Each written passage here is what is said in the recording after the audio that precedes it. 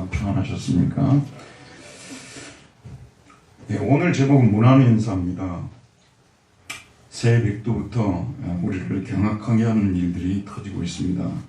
미국에서는 도널드 트럼프 지지자들이 바이든 대통령 의회 최종 승인을 차단하기 위해 의회에 잠입하는 일이 있었고, 우리나라에서는 생후 17개월밖에 안 되는 이변아 정인이가 양부모의 학대로 인해 죽는 일이 벌어졌습니다. 특히 정인이의 양부모가 기독교 목사님 자녀라는 사실이 밝혀지면서 기독교인들에게 쏟아지는 공분 역시 엄청났습니다. 그리고 어제 저녁 JTBC에서 방영이 됐는데요. 이규현의 스포트라이트, 혹시 보신 분들 계신지 모르겠습니다만은 BTJ 인터컵 선교에 대해서 집중 취재를 했죠. 예, 사람들이 잘못 보면 BTS를 많이 생각했을 거예요. 저 BTJ가 왜 따라다니지? 근데 Back to 제루살렘이에요. 예루살렘으로 돌아가자. 아주 세대주의적인 그런 입장을 갖고, 유대인들이 다 회심하면 주님이 오신다는 그런 입장을 믿고 있는 분들이거든요. 근데 이분들이 지난 10월에 상주에서 모여서 3,000명이나 되는 사람들이 집회를 했는데, 거기에서도 백신 주사를 아주 부정적으로, 맞는 것을 부정적으로 평가를 하고, 그리고 그게 또 감염의 근원이 되어서 지금 감염들이 발생을 하고. 근데 참 여러분들이 사람들의 정치적 성향에 따라서 좀 많이 다를 수 있겠습니다만은, 이런 정강훈 씨라든지 또는 인터코 이런 데는 정상적인 단체가 아니거든요. 우리가 알 거는 알고 비판할 것은 해야 됩니다. 정부를 비판할 수 있죠. 하지만 이러한 방법으로 하는 것은 하나님께서 원하지 않는 것이라고 저는 생각하고 있고요.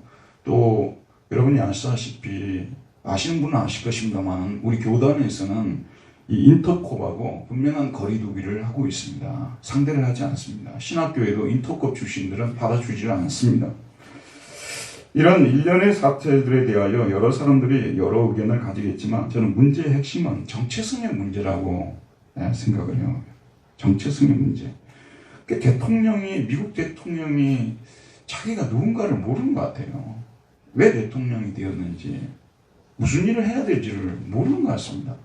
매번 전화하고 매번 메일 써가지고 선동이나 하고. 대통령이 해야 될 일이 아니죠. 정인이 양부모 역시 자신이 부모라는 것이 무엇인가를 알지를 못하는 것 같아요. 정체성의 문제라고 생각하고 있고요. 선교 문제도 그렇습니다. 여러분, 선교를 지나치게 강조하는 사람들은 이단의 가능성이 굉장히 많아요. 교회가 하는 여러 가지 일들 중에 하나가 선교가 돼야 되지, 선교만이 교회가 해야 될 일이라고 이렇게 생각하는 것은 올바른 신앙생활이 될 수가 없습니다. 여기도 역시 선교단체로서의 정체성을 잃고 있는 것 같고요. 언젠가 제가 이제 귀국한 후에 시골 마을을 이렇게 방문해 보니까, 우리 그 같이 자라났던 그 선배 형님들 가정들이 많이 깨져 있더라고요. 부인들이 다 도망을 가버린 거예요. 왜 그러냐 하면 남편 역할을 못하는 거예요. 예전에는 다 참고 살았습니다만은 지금 그렇게 하지 않죠. 제가 거기서 생각한 것이 뭐냐 그러면요, 남편이 되려면 남편 교육을 똑바로 받아야 되겠구나. 요즘은 남자들은 일만 하러 다니고요, 그 부인들에 비해서 공부할 수 있는 시간이 상대적으로 적습니다. 하다 보니까 남편 되는 교육을 결혼하기 전에도 받았지만 계속해서 받아가야 된다고 저는 개인적으로 생각을 해요. 그래서 남편이 어떤 존재인지, 특별히 우리 예수 믿는 사람들은 창세기 공부를 통해서 우리가 남편의 역할이 무엇인지, 창조의 역할이 있죠, 제사장의 역할이 또 있거든요. 그런 역할들을 우리가 배워가면서 남편 되는 공부를 계속해서 해야 된다는 거예요. 목사님들도 그러지 않습니까? 지금 우리가 너무나 안타깝게 생각하고, 사실 이런 얘기 해봤자 누구 들어주지도 않고 그렇습니다만은, 생각해 보세요. 교회가 어떤 곳인지를 안다면 어떻게 자기 아들한테 이 교회를 세습시킬 수 있냐 그 말이에요. 이런 것도 통해버려요, 우리나라는요. 그리고 많은 사람들이 그렇게 하니까 그냥 남들 못하리 하고 그냥 이렇게 참 이런 모습을 바라볼 때 저는 개인적으로 그분들이 진정 교회가 어떤 곳인지 알까? 하나님을 진짜 두려워하는 분들일까? 참 두렵고 떨리는 마음이 들어요. 여러분 그런 생각 안 듭니까? 이런 시대에서 특별히 교회가 무엇이고 교회를 왜 다녀야 되고 교인이란 무엇인가? 우리들이 좀 깊이 생각해야 될 때가 아닌가 그런 생각을 하게 됩니다. 그러면서 저는 이제 말씀을 묵상하는 가운데서 올해는 연초에는 에베소서를 좀 강의를 해야 되겠다 그런 생각을 했습니다. 왜냐하면 에베소서는 교회론을 말하는 가장 핵심적으로 말하는 성경이기 때문에 그렇거든요. 사실 여러분 이 에베소서가 로마서에 비해서 명성이 좀 떨어져요. 왜냐하면 로마서는 어거스틴이 로마서를 통해서 의심했고 또 뭐 루터나 칼빈이 또 역시 로마서를 통해서 존 웨슬리가 로마서를 통해서 회심하고 하다 보니까 굉장히 로마서가 유명해졌어요. 근데 거기에 비해서 에베소서를 통해서 누가 회심했다 이런 얘기를 잘 안 하니까 에베소서가 그렇게 많이 높이 평가를 받지 못합니다. 그러나 그 연구하신 분들의 글들을 읽어보게 되면요, 영국의 주석가 윌리엄 바클리, 우리 이제 그 신학하는 분들은 대부분 아는 사람입니다. 이 바클리.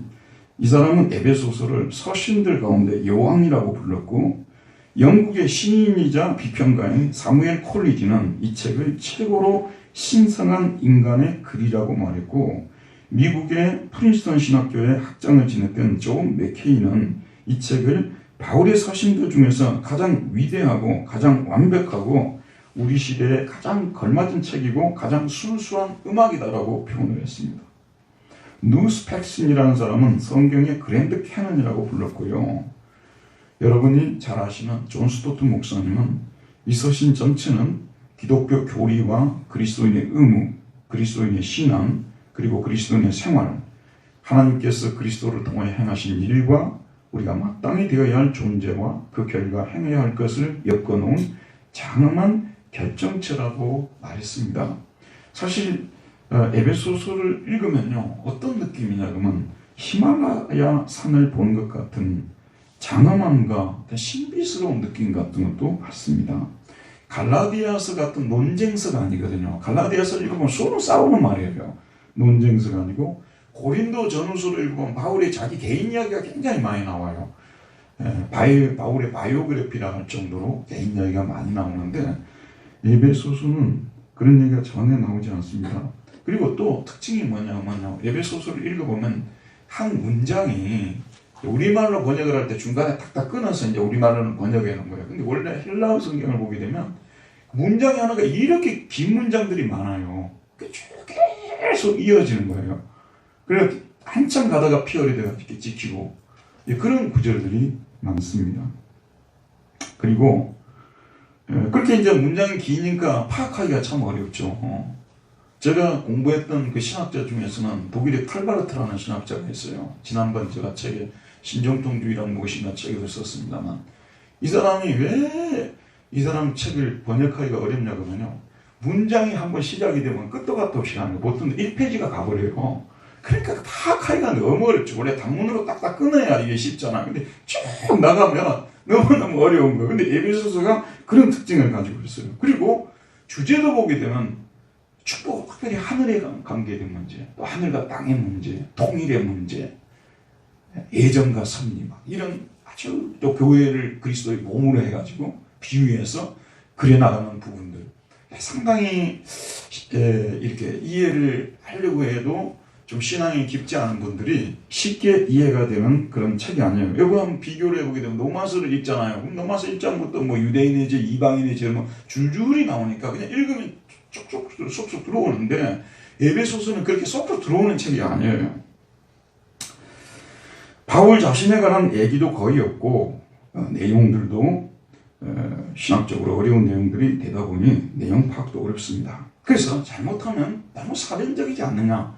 사변적이란 말은 뭐냐 그러면요, 우리의 실생활과 그렇게 크게 관계가 되어 있지 않느냐. 그래서 에베소서에서 제일 유명한 구절이요, 그 결혼식 때 쓰는 구절 있잖아요. 아내는 남편에게 복종하고 남편은 아내를 그리스도에게 하듯 다 사랑하라. 그 부분 나오잖아요. 그 부분들은 이제 많이 알려지고 그러는데 나머지 부분들은 참 어려운 내용들이 많다 보니까 이렇게 많이 얘기가 안 됩니다. 그러나 구절구절들을 이렇게 쭉 묵상을 해보게 되면요, 이런 말씀들이 다 우리 실생활들과 관계가 되어 있어서, 아까 어떤 분은 그랜드 캐넌에다가 비유를 했는데 제가 그랜드 캐넌을 못 가봤어요.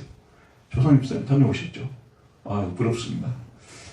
거기 뭐 LA 한번 가야 되는데, 캘리포니아 그쪽이요. 근데 그 정말 장엄할 것 같아요. 그런데 거기다 비유를 했는데, 저는 이제 개인적으로 백두산 천지에서 뭐 물을 마시는 그런 기분이 아닐까 하는 생각이 들고, 김치 있잖아요. 이걸 오랫동안 묵혀두죠. 그러면 이제 묵혀두면 묵은지를 먹는다 그러잖아요. 그런 맛이 에베소서는 있다. 원래 행위사학적인 글들, 좀 어려운 글들은요, 쉽게 이해가 안 되지만 장점이 그거예요. 그걸 깊이 음미하면 거기서 뭔가 그 길러내는 그런 맛이 있습니다. 에베소서가 그런 책이라고 저는 생각이 들고요. 오늘은 1절에서 2절을 중심으로 바울의 문안 인사 부분을 살펴보겠습니다. 자, 편지를 쓰면 누구든지 발신자가 있겠죠. 자, 누가 썼다고 되어 있습니까? 오늘 1장 1절에서 2절 우리 다 같이 다시 한번 읽어봅시다. 시작. 하나님의 뜻으로 말미암아 그리스도 예수의 사도된 바울은 에베소에 있는 성도들과 그리스도 예수 안에 있는 신실한 자들에게 편지하노니 하나님 아버지와 주 예수 그리스도로부터 은혜와 평강이 너에게 있을지어다. 누가 썼다고 되어 있죠? 바울이 썼다고 되어 있지 않습니까? 이게 히라어로는 파울로스입니다. 히라어로는 파울로스이고 라틴어로는 파울루스입니다. 파울루스. 근데 원래 이게 사도 바울의 히브리식 이름은 사울이죠. 사울이에요. 사울은 큰 자란 뜻이죠. 로마식 이름은, 근데 원래 이분이 히브리인이지만은 태어날 때부터 로마 시민권을 가지고 태어났잖아요. 다소했어요. 자기 아버지가 로마 시민권을 획득한 거예요. 이방인이었지만 태어나면서도 로마인으로 태어났어요. 그래서 이름을 아버지가 파울루스라고 지어준 거예요. 근데 파울루스는 여러분이 아시다시피 작은이라는 뜻이거든요. 사울은 큰 자라는 뜻이고, 이거는 작은이라는 그런 뜻을 가지고 있습니다. 바울은 다마스커스에서 예수님을 만나 회심한 후에 하나님 앞에서 그리고 사람 앞에서 자기가 일부러 파울루스라고 짓지는 않았지만 자기 이름이 참 와닿는 거예요. 자기 이름이 와닿는 거예요. 오늘 아침에 제가 오카노 목사님 설교를 한번 이렇게 듣게 됐는데, 정말 흠이 하나도 없는 옥과 같은 사람이다, 그렇게 해석을 하시더라고요. 이제 예수를 믿고 나서 그렇게 이제 해석을 한 거죠. 예수님 때문에 그렇게 됐다는 거죠. 바울도 원래 회심하고 나서 바울로 바꿨다는 말은 그건 엉터리예요. 그래서 사울이 변하여 바울이 됐다고 이렇게 설교하는 것은요, 은혜는 될지 모르지만 창조적 오용이라고 이렇게 하거든요. 학문에서는 창조적 오용이라고. 그거는 은혜는 될지 모르지만 사실은 아니에요. 원래 태어나면서부터 사울이라는 이름을 가지고 있었고 로마식 이름 바울이었는데 묵상을 해보는 거예요. 묵상을 해보니까 예전에는 정말 사울처럼 기고만장했잖아요. 근데 은혜를 받고 보니까 자기가 진심으로 하나님 앞에서 나는 작은 자라고 고백을 하게 된 거예요. 아, 진짜 내 이름대로 난 진짜 작은 자다. 내 이름대로 진짜 작은 자다. 이렇게 고백하게 된 것입니다. 여러분, 이탈리아 그 세계 그 축구 잘하는 나라가 몇 나라가 있잖아요. 항상 그 나라들이 나눠 먹는 게 이게 월드컵이에요. 몇 나라들이 다 돌아가면서 나눠 먹는 게 월드컵이에요. 여러분, 뭐 대단한 나라들이 우승하는 것 같은지만 거의 비슷한 나라들이에요. 그 중에 이탈리아. 유럽에서는 3대 축구 강국이라고 볼 수가 있겠죠. 근데 이탈리아에 전설적인 축구 선수가 있어요. 그 사람이 파울로 말디니라고 해요. 들어보셨죠? 우리나라 월드컵 때도 왔어요. 파울로 말디니. 자기 아버지가 케사 말디니입니다. 시저 말디니고 황제 말디니고 아들 이름을 파울로 말디니, 작은 말디니라고 이렇게 지어준 것입니다.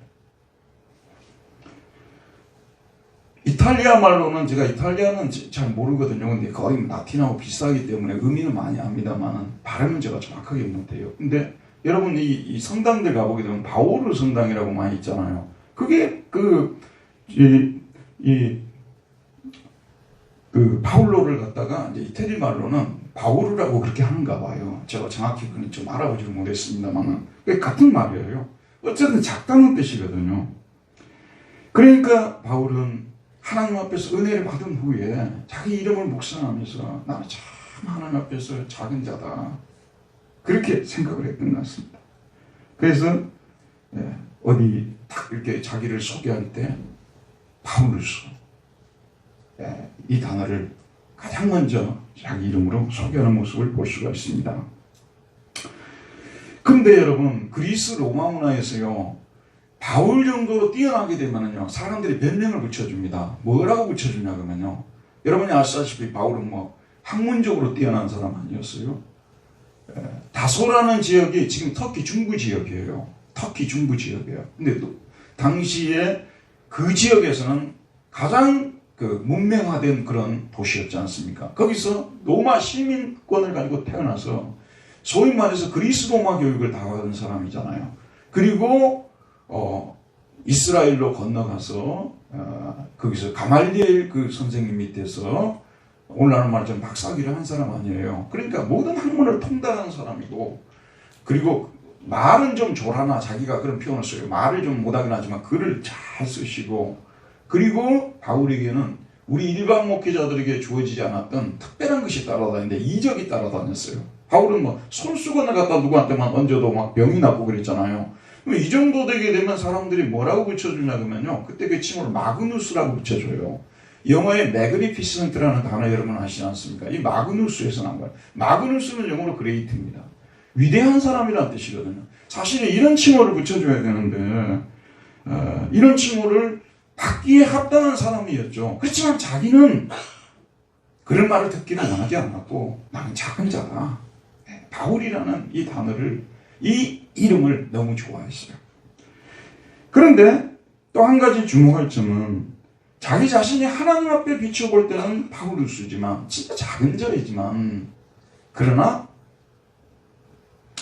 하나님으로부터 엄청난 직무를 부여받은 사람이라는 점에 대해서는 결코 양보를 하지 않습니다. 그래서 그는 바울이라는 바로 옆에다가 사도란 말을 항상 같이 붙입니다. 우리말 성경에서 보게 되면 하나님의 뜻으로 말미암아 그리스도 예수의 사도된 바울은 이렇게 되어 있습니다만은, 이 원문에서는 파울로스가 나오고 아포스톨로스, 바로 사도가 붙어 있습니다. 나는 작은 자야, 하나님 앞에. 너무나 작은 자예요. 죄인 중에 기수예요. 그러나 하나님으로부터 사도의 직책을 받은 사람이다. 자기 직책에 대해서는 권위를 내세웁니다. 왜냐하면 그 직책은 하나님께서 주셨다고 자기는 믿기 때문에. 근데 아포스톨로스라는 이 단어가 사도라고 우리말로 번역을 했잖아요. 사도요. 그런데 보내심을 받은 자라는 뜻이에요. 원 의미는 보내심을 받은 자라는 뜻입니다. 그러다 보니까 좀 더 오늘 신정문 기도드렸습니다만은 좀 이렇게 대외적으로 말할 때는 대사라는 뜻을 가지고요. 그 다음에 하나님과 관계에서 볼 때는 심부름꾼이라고 이렇게 다 번역이 되는 건데, 자기가 다른 사람들하고 얘기할 때는 심부름꾼이라고 하면 권위가 안 서죠. 그러니까 대사라고 자기가 소개하는 거예요. 그러나 하나님 앞에서는 아포스톨로서 자기 심부름꾼이라, 예수 그리스도의 심부름꾼이다, 이렇게 소개를 하는 것을 볼 수가 있습니다. 여러분이 아시다시피 당시 사울이죠. 예수 믿는 사람은 다 잡아 죽이려고 했지 않습니까? 그러나 하나님께서 다마스커스에서 예수 그리스도께서 나타나시고 그의 죄를 용서해 주시고, 용서해 주셨을 뿐 아니라 이방인의 사도로 임명하지 않습니까? 이방인의 사도로 임명을 했어요. 그 직책을 거기서 받은 것입니다.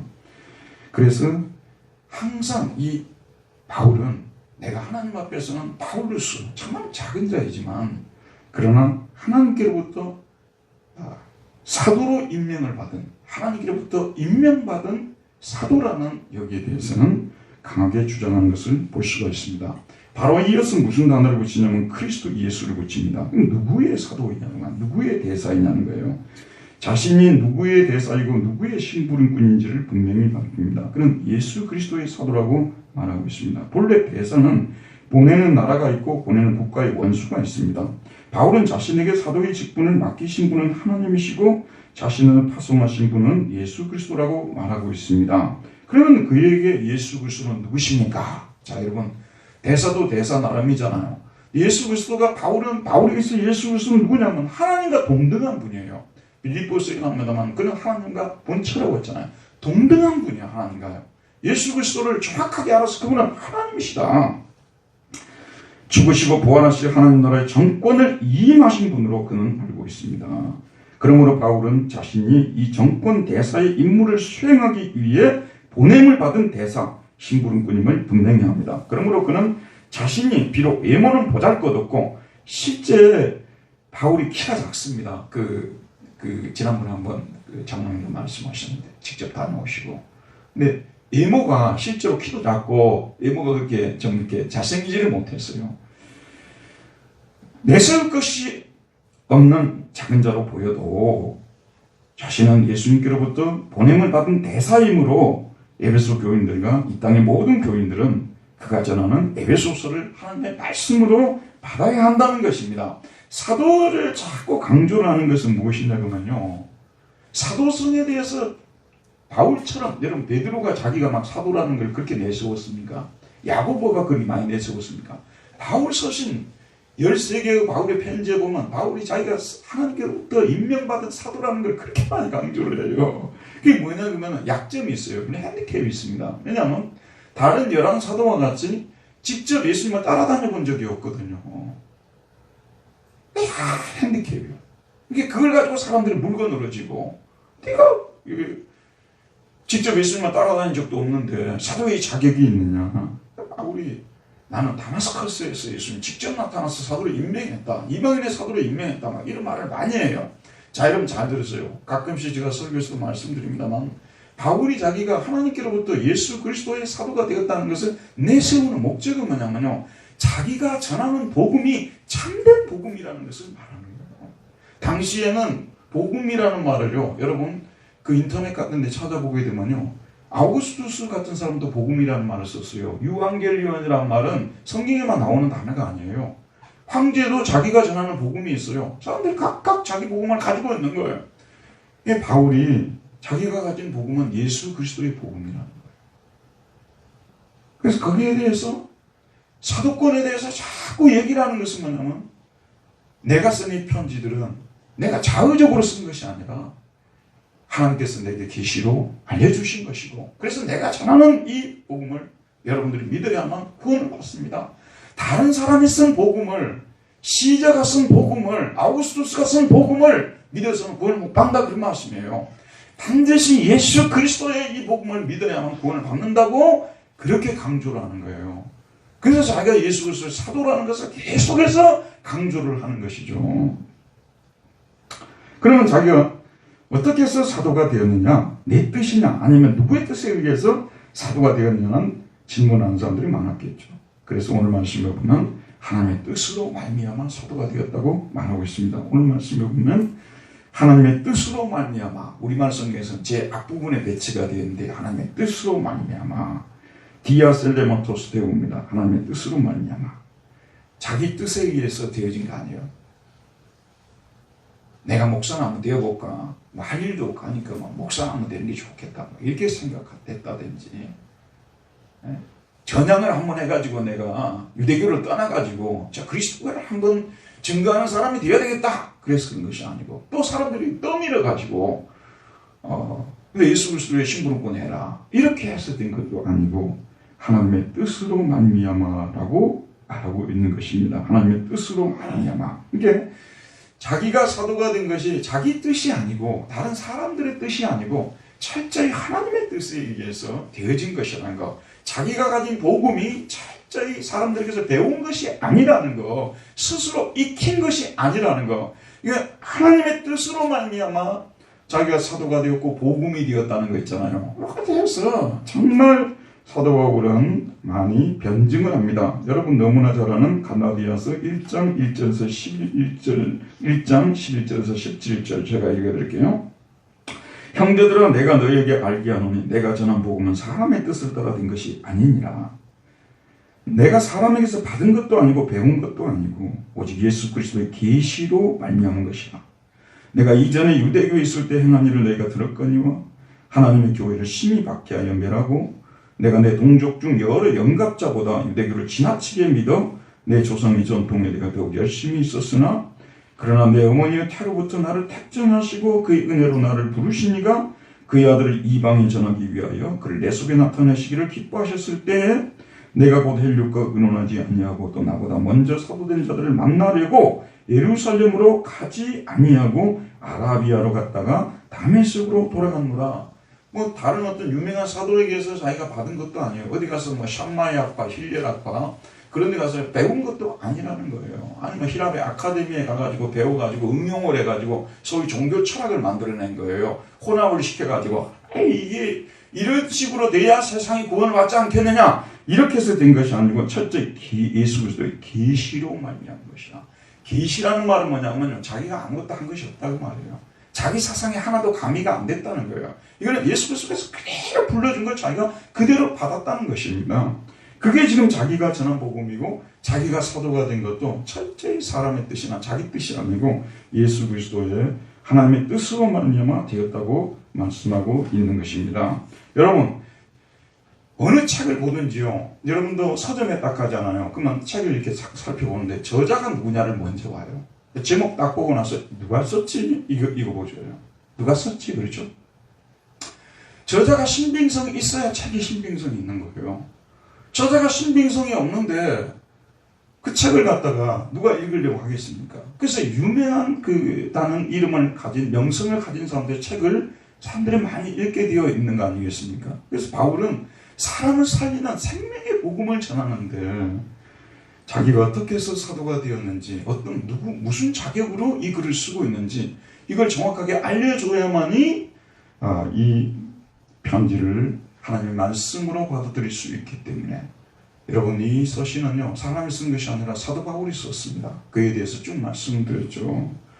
그렇기 때문에 우리는 신뢰할 수 있고 이 에베소서를 하나님께서 우리에게 주시는 계시로 말씀으로 우리는 믿어야 된다는 말씀입니다. 수신자가 누구이냐? 오늘 보면 누구에게 썼느냐가 나오죠.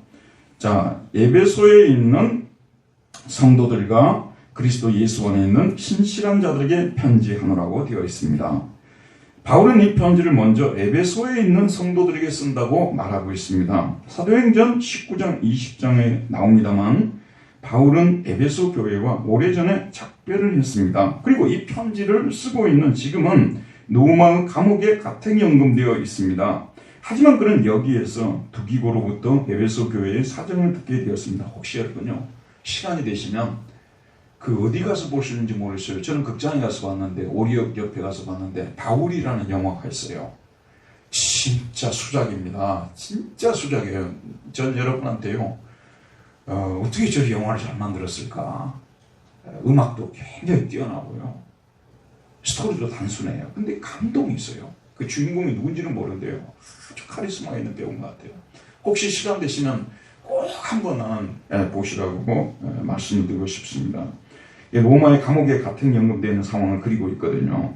하지만 그는 여기에서 두기고로부터 에베소 교회의 사정을 듣게 되었습니다. 그리고 그는 이 편지를 써서 두기고의 편으로 에베소 교회 성도들에게 자신이 하고 싶은 말을 전해주고 싶은 것입니다. 에베소 6장 21절에서 22절을 보면 나의 사정, 곧 내가 무엇을 하는지 너희에게도 알기를 하노니 사랑을 받은 형제요 주 안에서 진실한 일꾼인 두기고가 모든 일을 너희에게 알리시리라. 바울이 지금 형편이 어떤 사정인지, 로마의 감옥에 갇혔다는데 어떤 상황인지 알고 싶은 거예요. 그래서 하고 또 자기 교회의 문제를, 에베소 교회의 문제를 막 들려준 거죠. 두기고를 통해서. 거기에 대해서 바울이 또 처방전을 써서 그들에게 지금 보내서 에베소 교인들을 위로하려고 하는 거 아니겠습니까? 여러분, 에베소라는 지역에서 신앙을 지키기가 참 쉽지가 않았어요. 저와 여러분이 살고 있는 이 분당이라는 지역에서 신앙을 지키기가 얼마나 쉬운지 어려운지 여러분도 어느 순간에 좀 고민해 볼 필요가 있습니다. 근데 이 에베소라는 지역은 진짜 우리 믿는 사람들이 신앙을 지키기가 너무 어려운 지역이었습니다. 여러분이 그동안 설교들을 통해서 많이 들으셨을 것입니다만, 또 인터넷 같은데 에베소를 쳐보면 나옵니다만은, 에베소에 있는 교회 성도들은 거대한 세속문화의 홍수에 휩쓸릴 수밖에 없었어요. 아시다시피 에베소는 로마 제국의 소아시아의 수도였습니다. 제가 교회에서 휴가를 받아가지고 작년이 되어버렸네요. 작년 2월에 우리 아들이 이제 좀 신경을 써줘가지고 3박 4일로 이스탄불을 방문했어요. 평소에 한번 가보고 싶어가지고 갔는데, 이제 그 이스탄불이라는 지역에서 비행기로는 1시간 반 정도 걸리더라고요. 1시간에서 1시간 반. 그 다음에 이제 버스를 타고 가면 한 4시간이 걸린대요. 그리고 길도 굉장히 좋지 않다 그러더라고요. 그래서 갈까 말까 고민하다가 일정이 너무 짧아가지고 에베소를 못 가고 다음에 가야 되겠다 하고 돌아왔는데, 거기에 이제 이스탄불에서 차를 타고 한 4시간 가게 되면 거기 이제 여러분 잘 아는 소아시아 7교회가 거기 다 모여 있어요. 에베소 교회, 라오디게아 교회, 골로새 교회, 사대 교회, 필라델피아 교회, 여기 다 모여 있는 거예요. 근데 이 에베소라는 지역이 또 상업도시이기도 하고, 상업도시가 또 돈이 많잖아요. 그리고 여기는 뭘로 유명했냐면, 여러분들 다 알고 계시듯이 당시 온 아시아 사람들이 섬기던 다이애나, 또는 우리말 섬기는 아데미라고 되어 있잖아요. 아데미 신을 섬기는 웅장한 신전이 있었습니다. 이번에 기록을 찾아보니까요, 그 규모가 넓이가 67.7m더라고요. 넓이가 67.7, 이게 폭이라고 볼 수 있겠죠. 길이가 127.5m입니다. 그 높이가 18m인데 그리스의 대표적인 신전이죠. 판테온 신전보다 4배 정도가 큰 신전이었다고 합니다. 그리고 잘 아시다시피 이 신전은 세계 7대 불가사의 중에 하나입니다. 그런데 이 신전에는 특히 천상에서 내려왔다고 믿는 다이아나, 아데미 여신의 신상을 모시는 방이 있었고, 이 신전에 딸린 수백 명의 여사제들이 있었고, 이들은 신전의 창녀 역할을 했습니다. 어마어마하게 많은 보물이 이 신전에 저장되어 있었으므로 사람들은 이 신전을 아시아의 은행이라고까지 불렀다고 합니다. 자, 이런 도시의 환경으로 인하여 에베소는 아데미 신전 때문에 먹고 사는 사람들이 많았고, 이들은 중세의 길드 조직과 같은 조합을 형성하고 있었습니다. 사도 바울이 에베소에 갔을 때 거기서 복음을 전했잖아요. 그런데 그 완전히 우상의 도시였던 이 에베소가 무너지게 된 거예요. 흔들리게 된 거예요. 복음이 아니고서는 무엇으로 그 세속 도시를, 근간을 흔들릴 수 있겠습니까? 복음의 능력이 아니고서. 그래서 여러분 잘 아시는 대로 에베소에 있는 많은 사람들이 예수님을 믿게 되었고, 그들이 가지고 있던 마술책을 가지고 나와서 불을 태우는 그런 장면들이 사도행전 19장에 나오지 않습니까? 그러다 보니까 우상사업으로 부를 축적하던 사람들이 큰 위기를 맞이하게 되었고, 마침내 데메드리오라는 조합장을 중심으로 바울을 돌로 쳐 죽이려고 하는 데모가 일어나고 그럽니다. 바울은 살기 위해서 도망해야 했고, 한동안 아시아 지역을 다시 돌다가 밀레도, 에베소 근처 밀레도에 와서 에베소에 있는 장로들을 다 청해가지고 그들에게 작별의 설교를 하는 장면을 여러분 떠오를 수 있을 것입니다. 그래서 그들과 함께 무릎을 꿇고 기도하고 작별을 하는데, 이제 그게 끝이었어요. 그리고 지금 자기는 지금 너무 많이 있잖아요. 자, 바울이 없는 에베소는 어떻게 되었을까요? 온 도시가 우상 섬기면서 신전 중심으로 해서 그 장사를 먹고 사는 데니까 다시 우상의 도시가 되었고, 에베소 교회 성도들 역시 이전의 모습으로 돌아갔든지, 아니면 교회 안에 남아있어도 세속적인 그리스도인들이 되었었고, 세상과 싸울 영적 전투 능력을 상실한 채 그 사이에 시루에 휩싸여 세상 사람들과 거의 같은 모습으로 살아가고 있었습니다. 염려가 되긴 되더라고요. 이 코로나 와중에서도 영혼까지 끌어모아서 집사하려고 하는 사람들도 많고, 또 아시는 대로 온 나라가 주식 투자에도 정신이 없지 않습니까? 그 중에 크리스천들도 참 많이 있을 거라는 생각을 하니까 이게 또 전혀 없어서는 안 되겠습니다만, 너무 많이 쏠려 있다는 이런 생각을 할 때 우리나라는 이런 부분에 지금 너무 많이 쏠려 있고, 에베소 상황을 생각하게 되고, 잘못하면 우리도 이런 흐름 속에서 교회만 나오는 사람들이지 세상 사람들과 크게 다를 바 없는 사람들이 될 수 있는 위험이 매우 크다고 생각하는 거예요. 저 같은 사람은 주식 투자라든지 이런 거 생각도 해본 적이 없습니다. 그럴 돈도 없었고요. 근데 요즘 와서는요, 가끔씩 주식 투자 자체가 잘못된 건 아니잖아요. 그러니까 나도 한번 해볼까 하는 생각을 할 정도로 지금 이렇다는 거예요. 저는 개인적으로 목사님들은 안 해야 된다고 생각합니다. 날마다 그것을 묵상하고 주야로 그것을 묵상하는데 목회가 되겠습니까?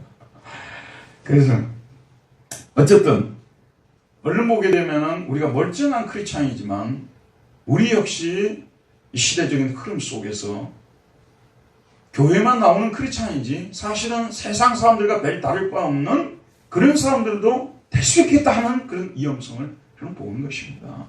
에베소 교인들이 그랬어요. 근데 참 놀라운 것이 뭐냐면요, 바울은 에베소에 있는 교인들이 들어보니까 두기고를 통해서 들어보니까 너무 세속적이 되어버렸어요. 옛날 그 사람들의 모습으로 다시 돌아가 버린 거예요. 그리고 영적인 힘도 상실하고 소금의 맛도 잃어버린 거예요. 그럼에도 사도 바울은 그들을 뭐라고 부르냐 그러면 하기오스, 성도라고 부르고 있습니다. 성도라는 뜻이 뭡니까? 거룩한 자라는 뜻이죠. 구별되었다는 뜻이죠. 그럼에도 불구하고 사도 바울은 그들을 성도라고 부르고 있어요. 지금 에베소서를 지금 이게 에베소의 에베소서 편지를 받는 이분들은 매우 세속적이 된 사람들이고 성도라 부르기도 참 내키지 않는 그런 사람들입니다만은 성도라고 부르는 이유가 뭐냐면요, 사실은 삼위일체 하나님에 대한 신앙 때문에 그렇습니다. 그들은 하나님의 은혜를 받은 사람들 아니에요. 그리고 예수 그리스도께서 그들을 위해서 피 흘려 죽으셨지 않습니까? 거룩하기 전 성령께서 그들 안에 거하시면서 구원을 이루어가고 있지 않습니까? 그걸 믿는 거예요. 삼위 하나님에 대한 신뢰를 하기 때문에 그 사람들의 형편만 보고 그 사람들의 모습만 보면 세상 사람들과 별 다를 바가 없이 보이지만 그럼에도 불구하고 사도 바울은 여전히 당신들은 거룩한 자 하기오스라고 부르고 있습니다. 그런 성도들에게 제가 하나님의 계시를 받아 지금 이 편지를 씁니다. 이렇게 하고 있어요. 1차 수신자들이죠. 그 다음에 2차 수신자들은 누구냐면요, 그리스도 예수 안에 있는 신실한 자들에게 편지하노니라고 되어 있습니다. 그는 에베소 교인들뿐만이 아니라 주변에 있는 소아시아 다른 여러 교회들, 즉 골로새 교회, 라오디아게아 교회 등과 같은 여러 교회들에게도 자신의 편지를 보여주기를 원했습니다. 학자들이 연구를 해보니까요, 골로새서하고 에베소서하고 너무 유사점이 많은 거예요. 너무 유사점이 많아서 베꼈다 할 정도로 그냥 돌려봤다고 우리가 말할 수밖에 없는 거죠. 바울은 1차적으로는 에베소 교인들이지만 주변의 여러 교회들, 더 나아가서는 온 세계에 흩어져 있는 교회들에게 이 편지를 씁니다. 왜냐하면 그들도 그리스도 예수 안에 있는 신실한 자들이기 때문입니다. 사도 바울은 뭐라고 하냐면 피스토이스 앤 그리스도 예수라고 하고 있습니다. 그리스도 예수 안에 있는 신실한 자들. 원래 단수는 피스토스예요. 영어로 faithful이라고 말하죠. 신실한, 충성된. 들어보십시오. 이분들이 별로 주님께 충성을 지금 못하고 있는 상태에 있어요. 그럼에도 불구하고 바울은 너희들이 이렇게 세속에 물들어 있고 능력도 상실해버렸고 세상 사람과 비슷하지만 그럼에도 불구하고 너희들은 그리스도 예수 안에 있는 사람들이고 그리고 부족하지만 그리스도 예수님께 충성하는 사람들이다. 이렇게 지금 권고하고 그들을 격려하는 모습을 볼 수가 있습니다. 여전히 너희들이 그런 사람들이다. 일단 사람이 무슨 얘기를 하면요, 다 깎아내려놓고 내 말 들으라 그러면요, 아무도 안 듣습니다. 이게 바울은 뛰어난 티처죠. 상담가죠. 당신 하는 일 다 틀렸어. 그래도 그렇지 않냐? 그래 놓고 에베소서를 줄줄이 읽으라고 하면 누가 읽겠어요? 그죠, 여러분? 아주 지금 이제 바울이 볼 때 낙심되는 상황이지만 우리 학점으로 말하자면 거의 F에 가 있는 사람들이지만 그래도 당신들은 성도들이다, 거룩한 자들이다, 신실한 자들이다 이렇게 하면서 에베소서를 쓰는 이 모습을 볼 수가 있습니다.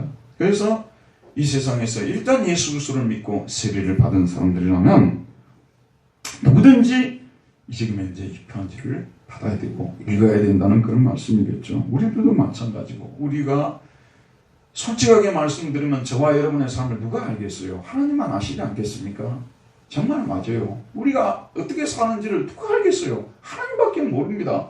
여러분은 지금 다른 사람들한테 이야기를 하게 되면 부끄러워 견딜 수 없을 정도로 세상성적인 사람들이 되어 있을 수도 있어요. 아까 말씀드렸습니다만 주식 투자하고 집 사고 그런 것이 잘못된 것은 아니지만 온통 거기에만 매달려 산다면 정말 크리스찬일까 하는 생각이 안 들어요. 영끌까지 하면서 그렇게 하는데 그런 사람을 크리스찬이라고 불러주기가 쉽지 않죠.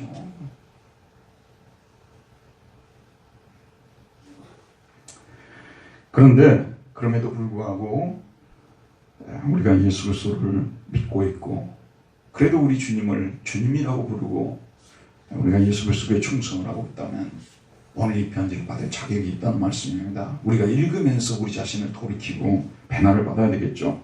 바울은 그들에게 어떤 무난 인사를 하는지 보도록 할게요. 우리 2절 한 번만 더 마지막으로 읽읍시다. 2절입니다. 시작. 하나님 우리 아버지와 주 예수 그리스도께로부터 은혜와 평강이 너희에게 있을지어다.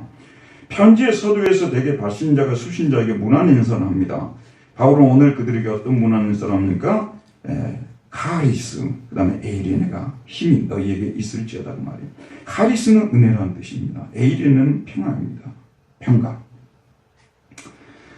여러분 한번 생각해 보세요. 그리스를 세운 사람은 알렉산드리아 대제죠. 그리고 로마를 갖다가 그야말로 그 당시에 가장 강대한 로마를 만든 사람은 시저 아닙니까? 근데 이 사람들이 결국은 양쪽 다 실패하거든요. 잘 들어보십시오. 이거는 우리가 깊이 묵상해야 될 부분입니다. 나라든지 교회든지 가정이든지 진짜 있어야 될 것이 뭐냐면 은혜와 평화예요. 은혜와 평강입니다.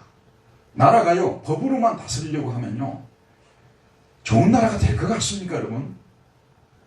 법으로만 다스리려고 하면 저는 중국 사상을 자세히는 모릅니다만은 노자가 지금도 장자라든지 노자라든지 그 사람들이 왜 사람들에게 인기를 끄냐면요 좀 내버려 두라는 거예요.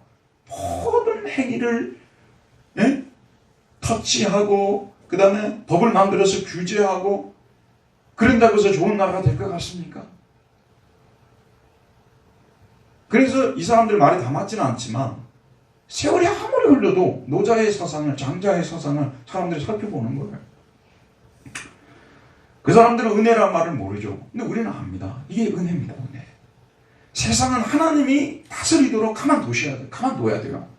하나님이 은혜를 베푸는 세상, 하나님 은혜를 받는 세상이 되어야만이 그 세상이 진짜 견고한 세상이 되어지는 거예요. 가정도 마찬가지입니다, 여러분. 가정도요. 가정이 정말 보물처럼 갑옷처럼 여겨야 될 것이 뭐냐면 은혜입니다. 여러분의 가정 속에 은혜가 있어야 되는 거예요. 당신이 왜 그러냐고, 당신은 왜 그러냐고, 아빠가 왜 그러냐고, 엄마가 왜 그러냐고, 자녀가 왜 그러냐고 법으로 서로 하게 되면은요 거기는 분노가 있고요, 심판이 있고요, 정죄가 있고요, 사망이 있고요, 두려움이 있고요, 불안이 있고요. 가정에 돈도 많이 있어요. 돈도 많이 벌어놨어요. 그리고 멀쩡한 가정이에요. 그런데도 은혜가 없으면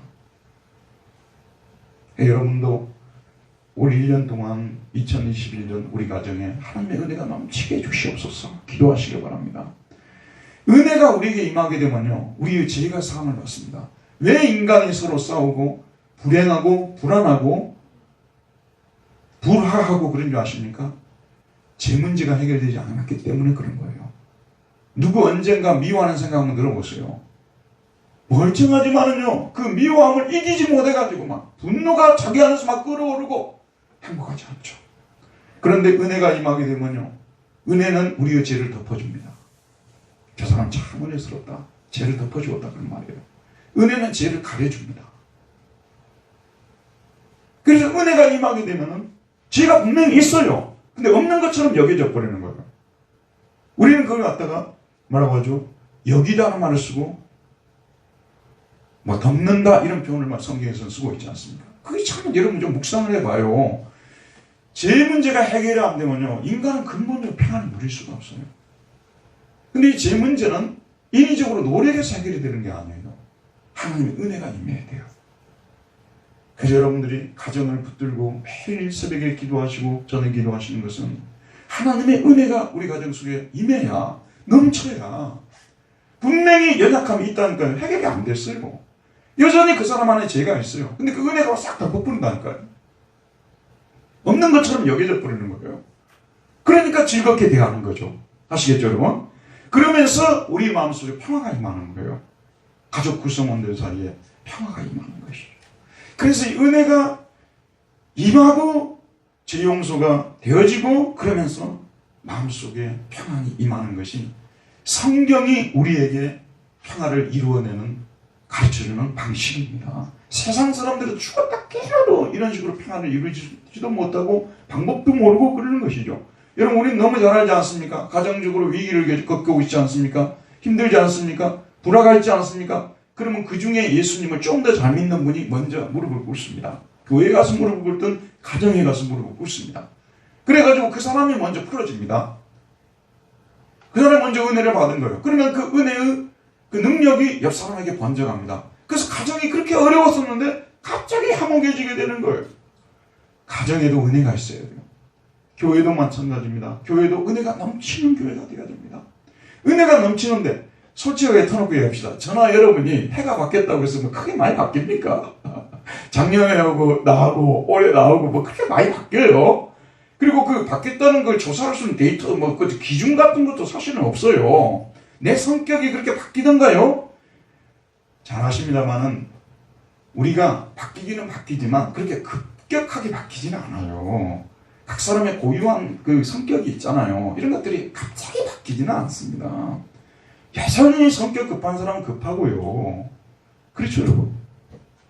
그런데 이렇게 은혜가 임하게 되면 다 그것을 그냥 덮어버리고 허물을 봐도 못 방치하고 용서하고 없었던 걸로 하고 다 잊어버리고.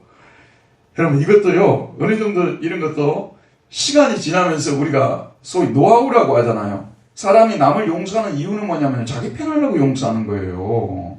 그 사람을 위해서 진정으로 용서하는 사람 별로 없어요. 미워하고 있으면 자기가 너무 힘들거든요. 이해하시겠죠? 그러니까 제가 드린 말씀, 어쨌든 이 세상 사람도 이런 지혜를 배운다 그런 말씀입니다. 우리는 이것을 그렇게 표현하면 안 되고 하나님의 은혜가 우리에게 임하는 거예요. 근데 은혜가 임했다는 것은 어떤 감각적으로 내 속에 갑자기 뭐 눈물이 흘려지더라면 이런 것은 은혜가. 근데 은혜라는 말처럼 어려운 말도 없어요. 오용을 되게 많이 하고 있어요. 뭔가 감각적으로 뭔가 자기 감정적으로 무슨 변화가 났다면 은혜 받았다고 하는데요. 은혜가 진짜 임하게 되면요, 그 사람이 그대로라니까요. 바뀐 게 하나도 없다니까요. 내가 바뀌어 있는 거예요. 내가 그 사람의 허물을 전에 못 본 사람처럼 되어져 버리는 거예요. 은혜가 임하게 되면요. 정확하게 그대로 있다니까요. 바뀐 거 없다니까요. 그런데 그 허물이 보이지는 않고 있어도 덮어주려고 하고 못 본 채 해보려고 하고, 이게 은혜예요. 여러분, 이게 은혜 받은 것입니다. 왜 아멘이 없어요? 이게 은혜 받은 거라니까요. 근데 은혜를 감정하고 연결시키는 사람들이 너무 많아요. 근데 이게 교회를 진짜 제대로 다니면 아무 교회나 다니면 안 돼요. 인간의 본질이라는 것은 아담의 후손이라는 거, 예수 믿었다고 해서 바뀐 게 없다니까요. 조금씩은 바뀌긴 하지만은 근본적으로 자꾸 바뀐다 그러는데요. 근본적으로 뿌리까지 바뀌는 사람 아무도 없어요. 근데 은혜가 임하면, 그래서 우리는 죽을 때까지 무엇을 필요로 합니까? 은혜를 필요로 해요. 우리는 죽을 때까지 은혜를 받아야 돼요. 날마다 은혜의 보좌 앞에 나아가야 돼요. 히브리서 말씀대로. 그래서 은혜를 받아요. 긍휼하심을 얻고 때를 따라 돕는 은혜를 받기 위해서 은혜의 보좌 앞으로 담대히 나아가자. 그래서 가서 은혜를 받지 않습니까? 은혜를 받으면요, 저 같은 경우는 교인들이 그렇게 사랑스러울 수 없고, 이 서울에 수많은 교인들이 있지만 우리 교인들만한 교인이 없게 보이는 것이고요. 이 정도의 실수 안 하는 교인이 누가 있겠느냐, 이렇게 되어지는 것이고요. 이해가시죠? 이게 은혜이게요. 그러면은 내 마음이 어떻게 되냐면 놀라운 평화가 임하는, 바로 순간 평화가 임하는 거예요. 그래서 우리 교인들이 올 2021년에 진짜 사모하고 바라야 될 것이 뭐냐면 은혜와 평강이 있을지어다고 오늘 바울이 문안 인사를 했지 않습니까? 저와 여러분들에게도 이 은혜와 평강이 넘치는 한 해가 되게 해달라고 기도해야 되고요. 그리고 내 자신뿐만 아니라 내 주변에 있는 사람들도 위에서 기도를 꼭 해주자고요. 그들도 은혜를 받은 사람 꼭 은혜를 받게 해달라고. 그런데 마지막으로 말씀드릴게요. 이 은혜를 받는 것이 기계적으로 작동을 안 하는 거예요. 말하자면 TV 7번 보다가 9번으로 딱 돌리면 9번이 나오는데 그렇게 안 된다니까요. 은혜는 하나님 편에서 결정하는 거예요. 마음대로 못 받아요. 그래서 우리는 어떻게 할 수밖에 없습니까? 기도할 수밖에 없는 거예요. 하나님이여, 이 성도에게 은혜를 베풀어 주옵소서. 이 성도에게 은혜를 베풀어 주옵소서. 그 기도하는 간절한 서로를 위한 중보의 기도죠. 이런 기도가 되어지게 될 때, 그래서 모든 성도들이 저 사람 절대 은혜 받지 못할 줄 알았어요. 근데 어느 순간에 보니까 아니, 이 사람이 은혜를 받았어요. 그래서 변화되었어요. 변화되었다는 것은 뭐냐면 항상 자기는 작은 자라고 말하고 다른 사람을 크게 보고 자기의 허물을 더 크게 보고 다른 사람의 허물을 적게 보고 이런 놀라운 변화가 일어나게 되는 거예요. 그래서 올 한 해 동안 우리 분당교회 성도들 여러분 따져놓고 보게 되면요. 교회들이 많아요. 근데 우리가 속는 것이 뭐냐면 A라는 교회는 오카는 목사님 교회 다녔던 사랑의 교회는 이 세상에서 최고의 교회라고 오늘 아침에 제가 오카는 목사님 설교를 하나 들었어요. 근데 말이 나왔으니까 한번 말씀을 드리는데 오카는 목사님 한국교회에 기여한 것은 제자훈련이 아니에요. 제자훈련은 누구나 다 하잖아요. 그리고 제자훈련 내용 보게 되면 신학적으로 좀 아는 사람들이 보면 별것도 없어요. 그 내용이요. 엄청난 내용을 담고 있는 것도 아니에요. 저는 오카는 목사님 한국교회에 기여한 가장 큰 기여는 복음에 대한 뜨거움이라고 생각해요. 그분의 설교된 복음이 그렇게 뜨거워요. 그 교회는 그러면은 이상적인 교회로 보였죠. 오카는 목사님 설교하고 그럴 때요. 한국에서 사랑의 교회 하게 되면 모르는 교회고 브랜드도 얼마나 많이 갖다 썼어요. 그렇죠 여러분. 그런데 오카는 목사님 은퇴하시고 나서 교회가 어떻게 됐습니까? 제가 드린 말씀은 그 교회를 폄하하려고 그런 게 아니라 이 세상에는 온전한 교회 없어요. 여러분이 교회가 왜 이럴까 좀 실망이 될 때요. 그렇게 생각하지 마시고 지상에 있는 교회는 다 흠이 있는 교회예요. 흠이 없는 교회가 없어요. 개개인도 마찬가지입니다. 개개인도 흠이 없는 사람 누가 있습니까 여러분? 가까이 안 있으니까 모르는 거지. 가까이 있으면 흠 없는 사람이 없어요. 그래서 작은 교회를 안 다니려고 하는 거예요. 교인들이요. 왜냐면 흠을 보게 되니까 큰 교회를 다니면 흠 볼 일이 별로 없거든요. 자기는 자기고 나는 나고. 맞죠 여러분? 작은 교회가 그래서 어려운 거예요. 근데 저는 여러분들이 주님이 모든 것을 판단하겠지만 우리가 생각할 때는 우리 개개인은 어떻게 생각하냐면 이만한 교회는 세상에 없다. 이런 생각을 가지고 신앙생활을 해야 됩니다. 이만한 교회는 세상에 없다. 이렇게 생각을 하고 그래서 항상 우리는 은혜 없이는 망한 사람들이다. 아무것도 이룰 수 없는 사람들이다. 그래서 저와 여러분 올 한 해 동안 우리 분당 교회를 위해서 기도할 때도 은혜가 넘치는 교회가 되게 해달라고 평화가 넘치는 교회가 되게 해달라고 가정을 위해서 서로를 위해서도 그런 기도하면서 보내시기를 주의 이름으로 축원드립니다. 은혜로우신 우리 아버지 하나님 오늘도 생명의 말씀을 우리에게 보내주셔서 이 말씀을 통해서 우리를 돌아보게 해주시고 우리가 진정 구해야 될 것이 은혜와 평강이라는 것을 말씀해 주신 것을 감사합니다. 올 한 해 동안 우리 가정 속에 교회 속에 우리가 하는 모든 일들 속에 은혜와 평강이 넘치게 주옵소서. 예수님의 이름으로 기도하였습니다. 아멘. 다 같이 찬송가 210장을 부르시겠습니다.